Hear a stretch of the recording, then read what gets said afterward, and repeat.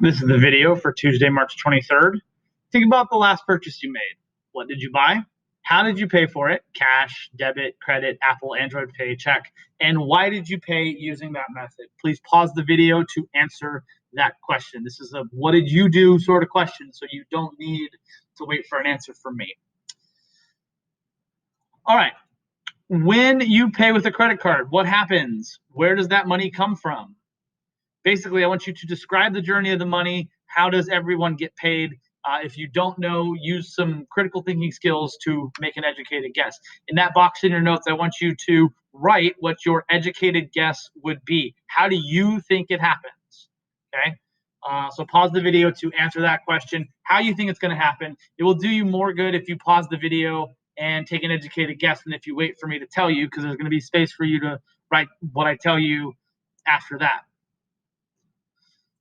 All right, so here's what happens. You scan your credit card. The credit card company, Visa, MasterCard, American Express, Discover, etc., approves the transaction and pays the store electronically within 1 to 2 days after taking their fee, which is usually about 2.75% of the price. Now, that fee is paid for by the store. So a lot of times, that's why you're going to see small places on Main Street, mom and pop shops, that have a sign that might say something like minimum credit card purchase $5, or we accept credit card but prefer cash or debit, something like that. Because if they have to pay that 2.75% of the cost of the item, that might be most of their profit margin in a small shop like that. If it's Amazon or Target or Walmart, they make more of the profit margin on each item sold, and they sell so many items that they can afford to pay that 2.75%. So you might think about that when you're purchasing something at one of those small stores, is maybe use a debit card or cash.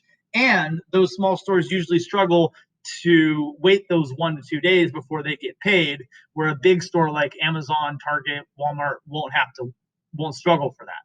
Okay, so that's how that works. That's how the store gets paid, is by the credit card company after 1 to 2 days. And then at the end of the month, your credit card company will send you a bill. The bill will include the total amount due and total balance. So when they send you that bill, basically what they're doing is, if you scan your credit card on January 1st, you might not get a bill until the middle or to the end of February for that thing that you bought on January 1st. So they are lending you that money for a month to 2 months, depending on when in the cycle it is, right? If you buy something at the end of the cycle, they're only lending it to you for closer to a month. If you do it at the beginning of the cycle, it seems closer to 2 months. But that's why a lot of people use credit cards, is because they want to have the next 2 months to pay back that purchase. So, and then your bill will include the amount due and the total balance. So here's a sample of a credit card bill. This is what it might look like. You've got your, this is a Discover bill. You've got your account summary over here. Here's that total amount due right here, that new balance, $943.21, and the minimum payment is $35. So I want you to think about what happens if you pay the amount due, and what happens if you pay the total balance.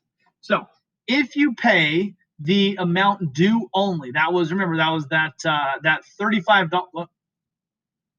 Sorry, that $35 right here. If you only pay that $35, you will still have a balance. And so what happens is your credit card company charges you interest, usually a lot, on the remaining balance.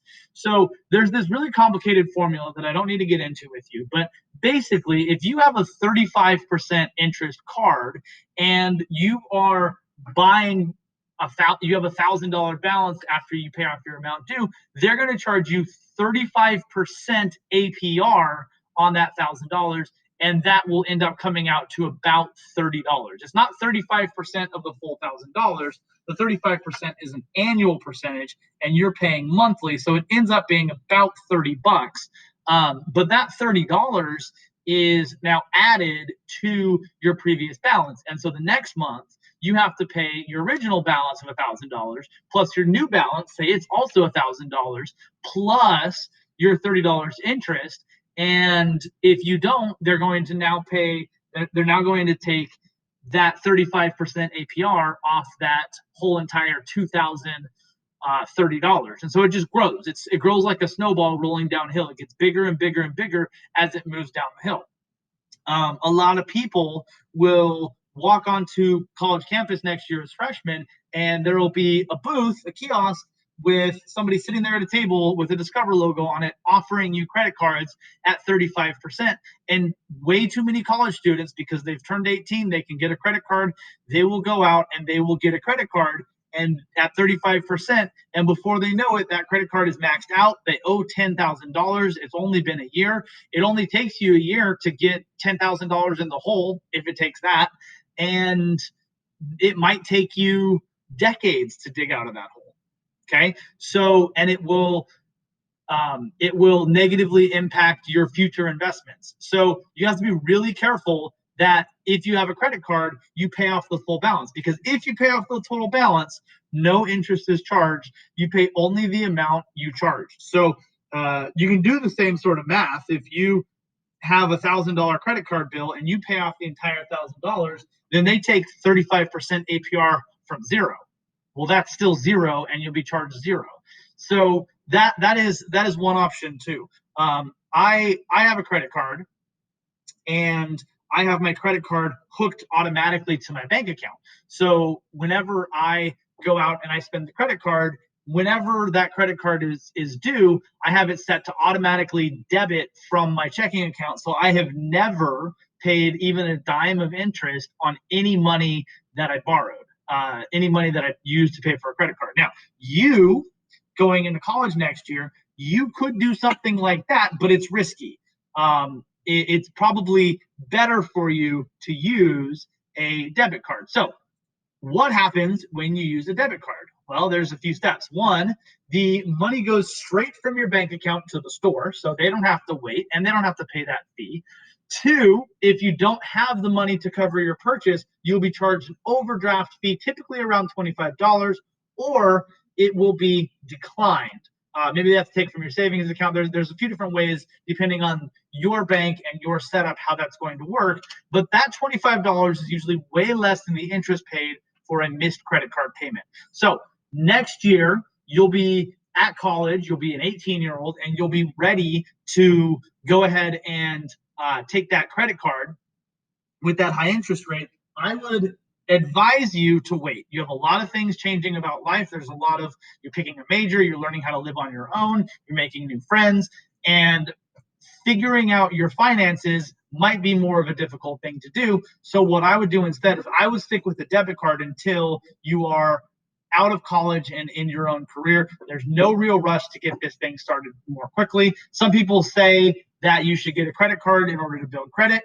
If you do that, there is an option at most banks where you can create a bank credit card where you create a separate account within your bank, and that account will be labeled credit card, and you would put money in there ahead of time. Maybe you put $1,000 in there and you use a credit card, and as you swipe that credit card, it will, at the end of every month, it will take the total amount out of that account, out of that extra, and then then that can build credit in that way, without you having to worry about overdrafting and overextending yourself, because it'll stop working once it's out of money. So that's one thing you can do. But I would say it's probably worth it to get a handle on your finances before you start trying to build credit. More about building credit in class tomorrow, and I'll see you then.